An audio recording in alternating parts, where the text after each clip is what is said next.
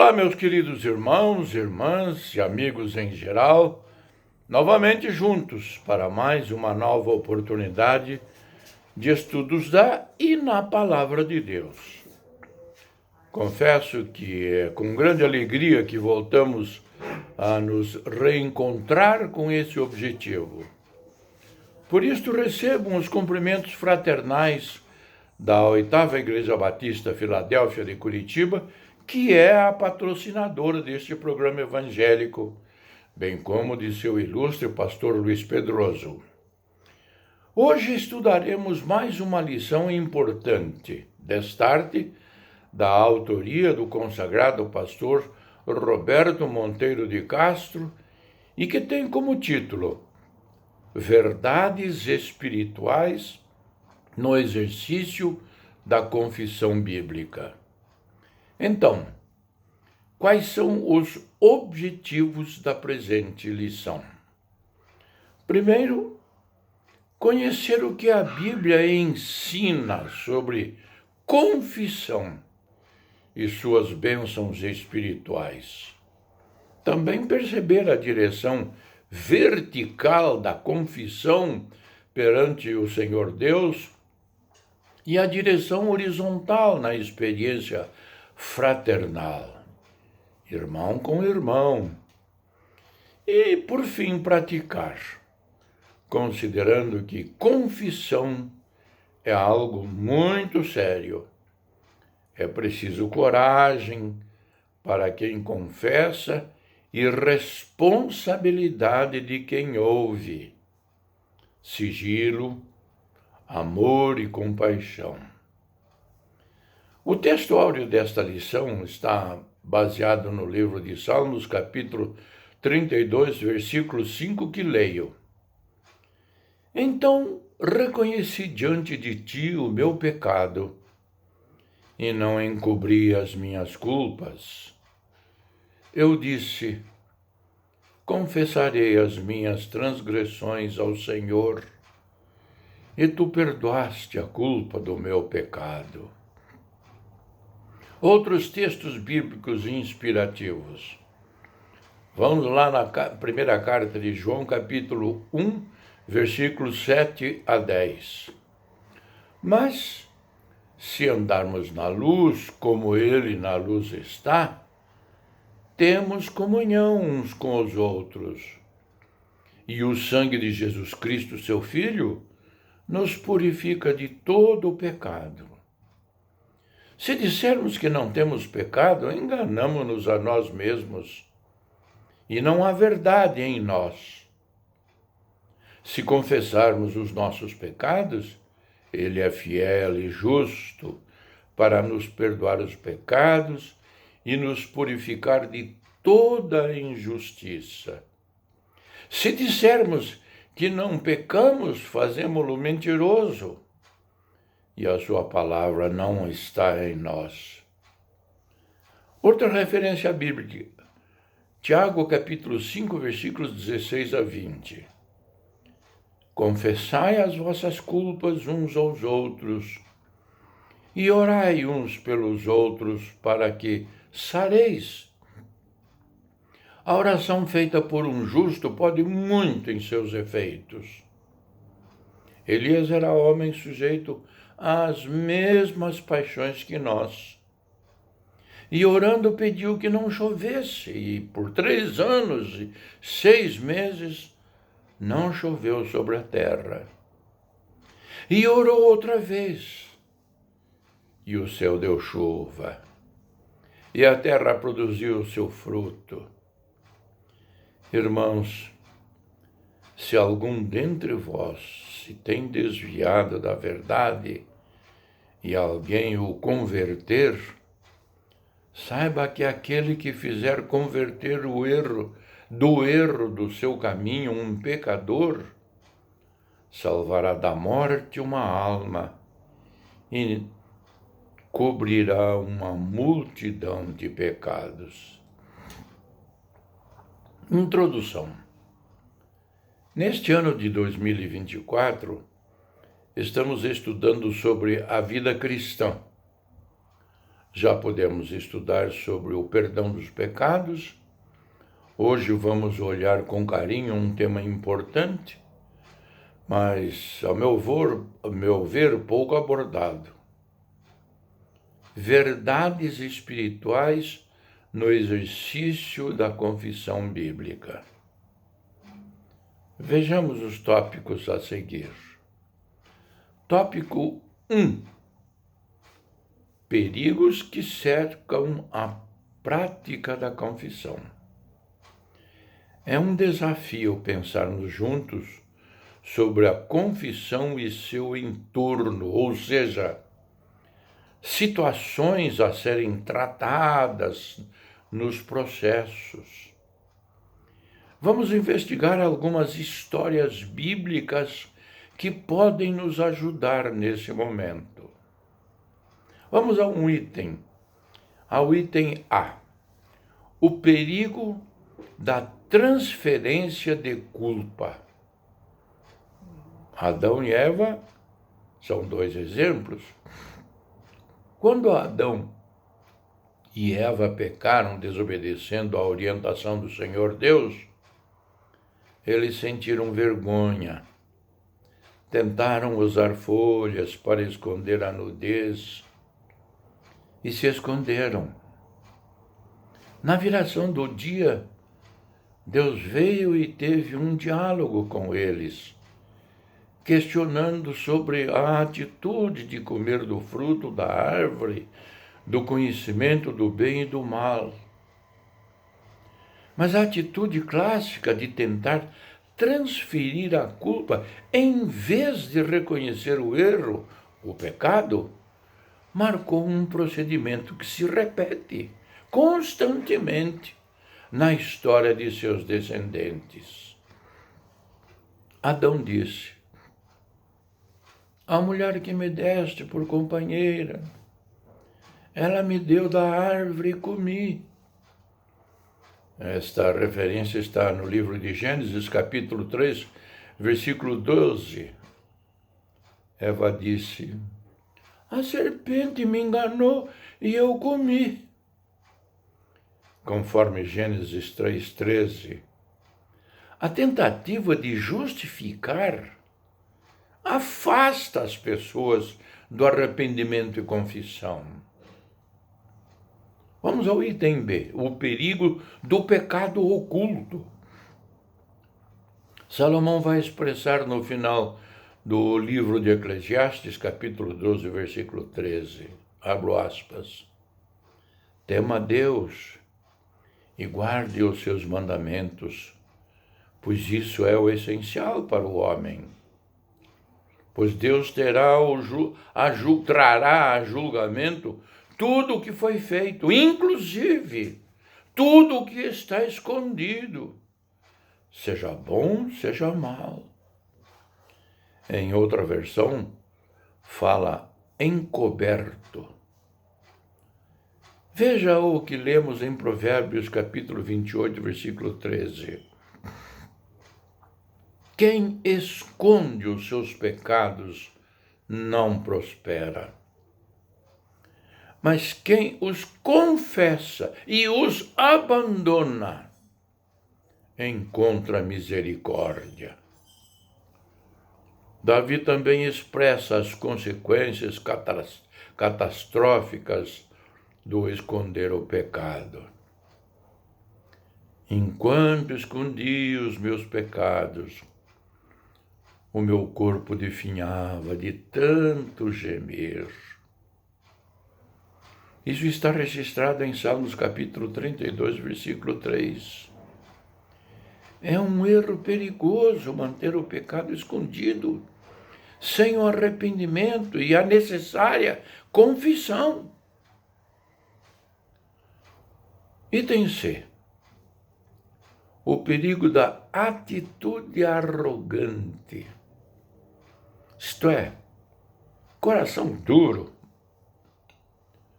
Quando a oferta de Caim foi rejeitada pelo Senhor, ele demonstra ter um coração duro e arrogante.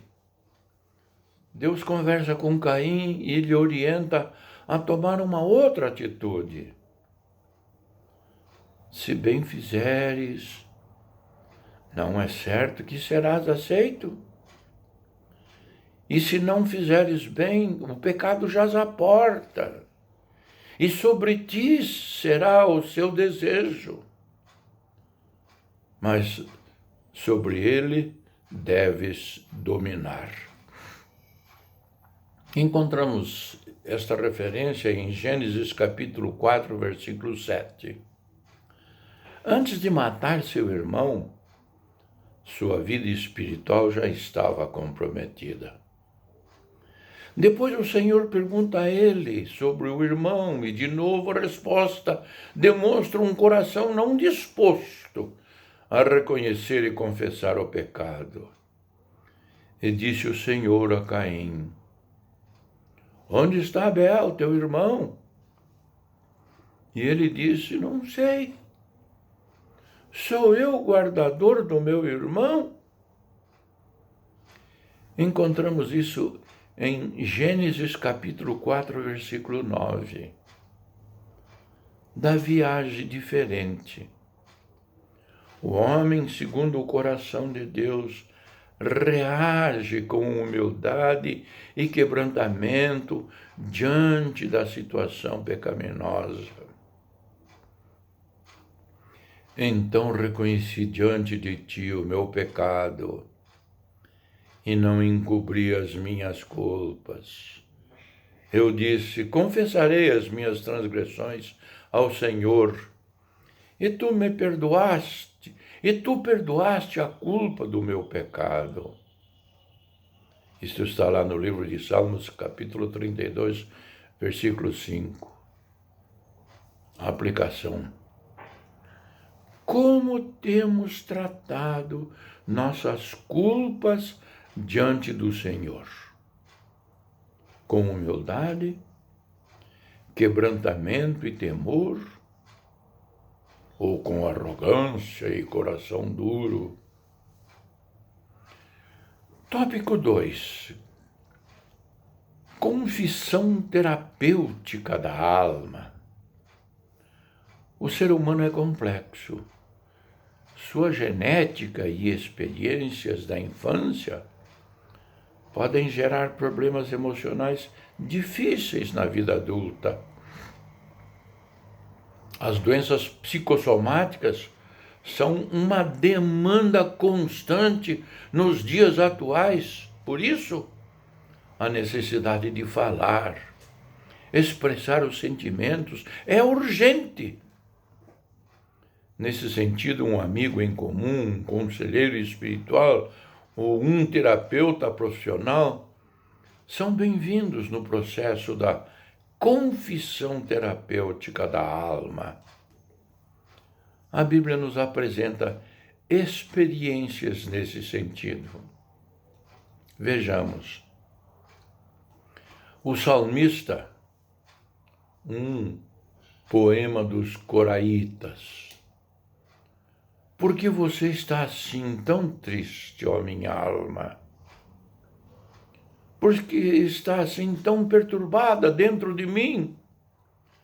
Ponha sua esperança em Deus, pois ainda o louvarei. Ele é o meu Salvador e o meu Deus.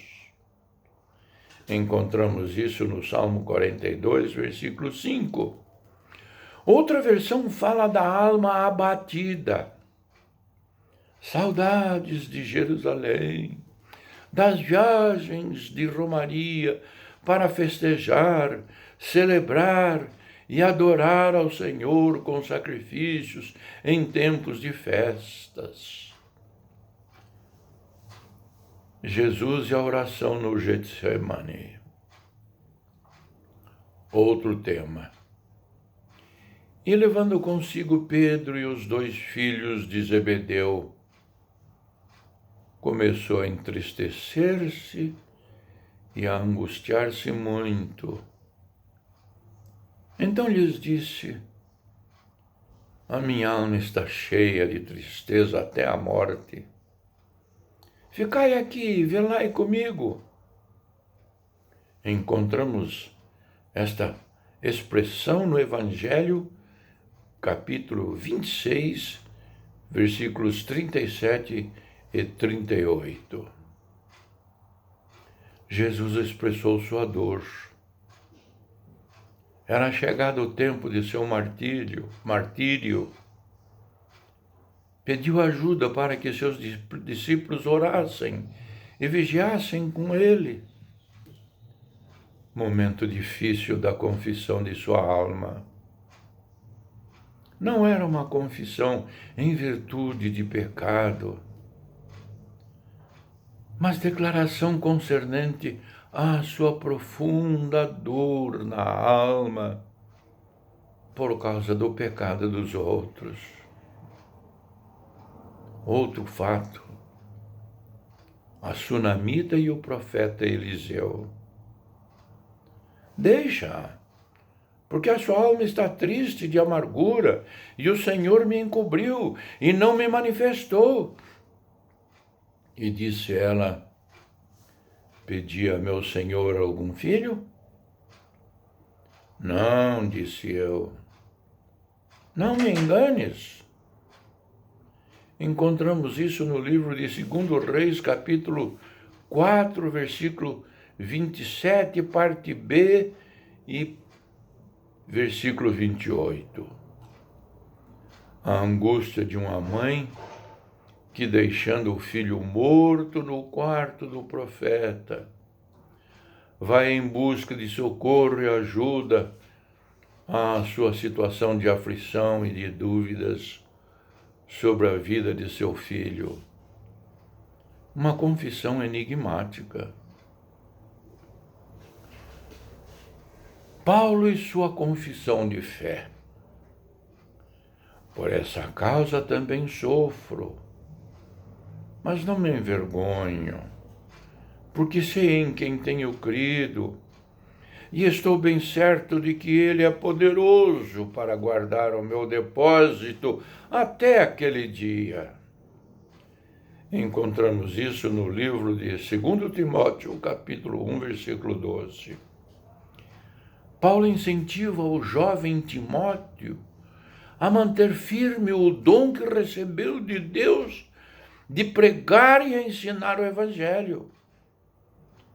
Expressa saudades e boas lembranças de seu discípulo, e no verso 12, de maneira épica, escreve sobre a confissão de sua fé.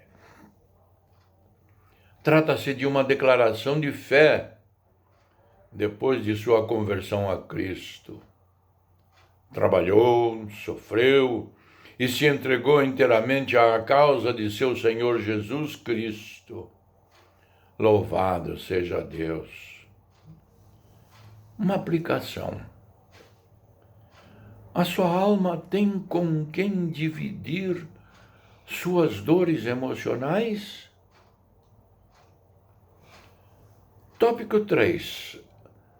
A confissão como disciplina espiritual.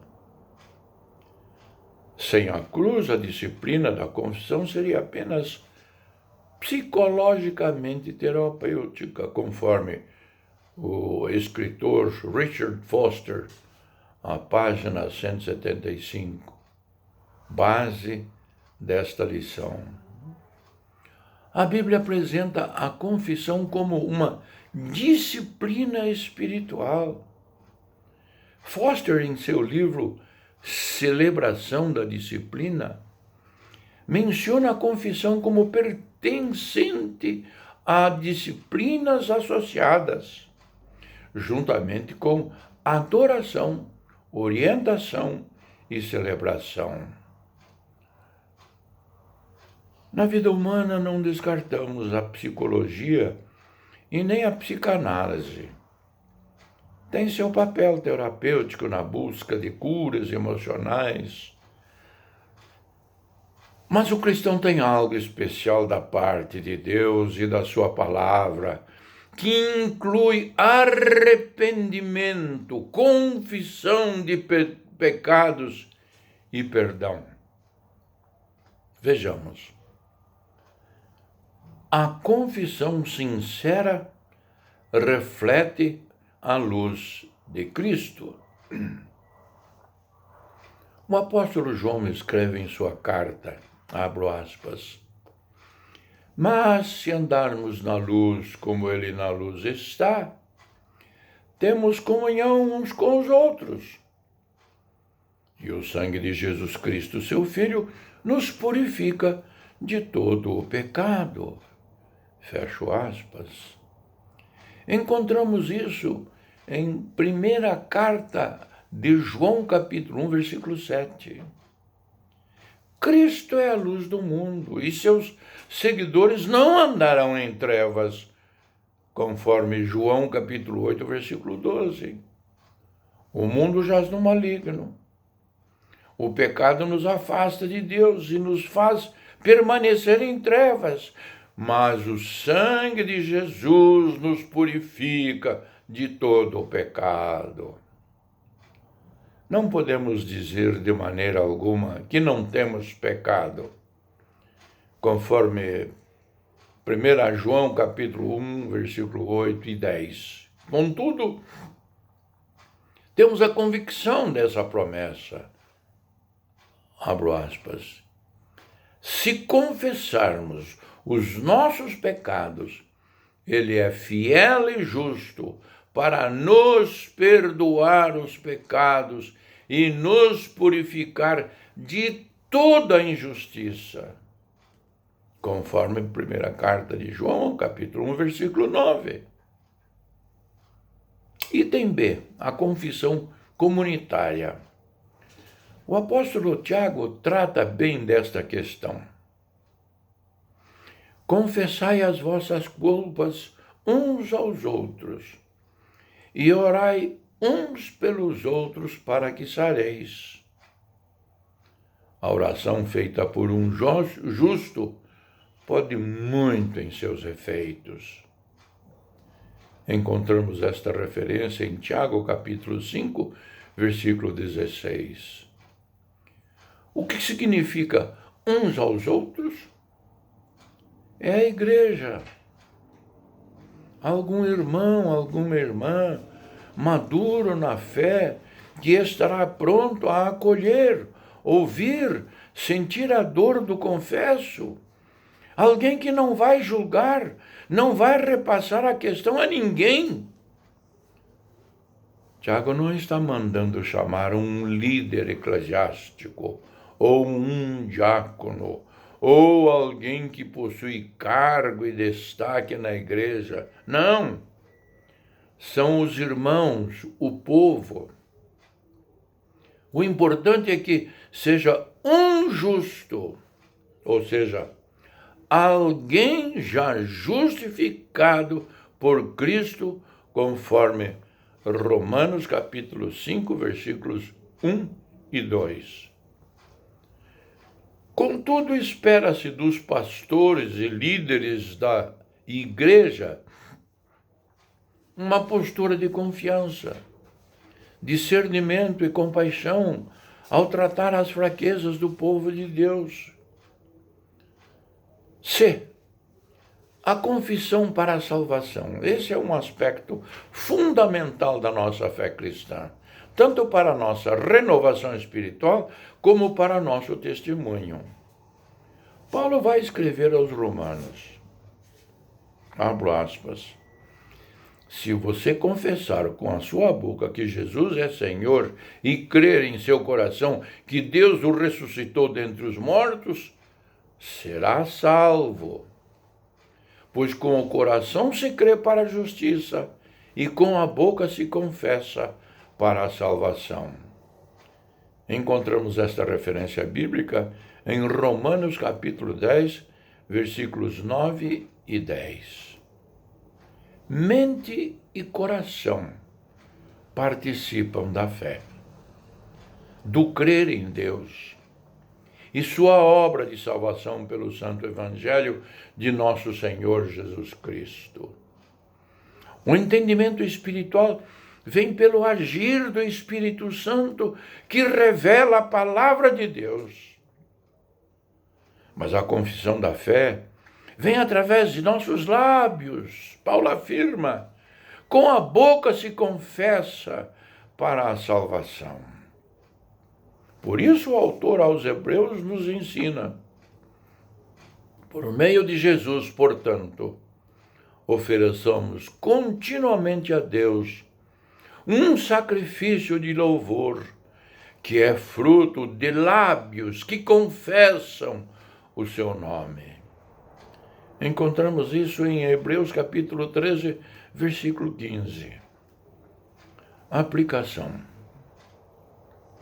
Como você tem vivido a doutrina da confissão em sua vida? Conclusão. A prática da confissão é um desafio. Para tal precisamos, primeiro, estar dispostos a nos abrir, falar de nós mesmos, nossas dúvidas, medos, tristezas e falhas. 2. Estar dispostos a viver uma vida comunitária, ajudando e sendo ajudado pelo corpo de Cristo, que é a igreja. 3. Estar dispostos a confessar o nome do Senhor Jesus como nosso Salvador diante dos homens, da nossa vida, da nossa crença, da nossa esperança. Que o Senhor nos ajude. Amém.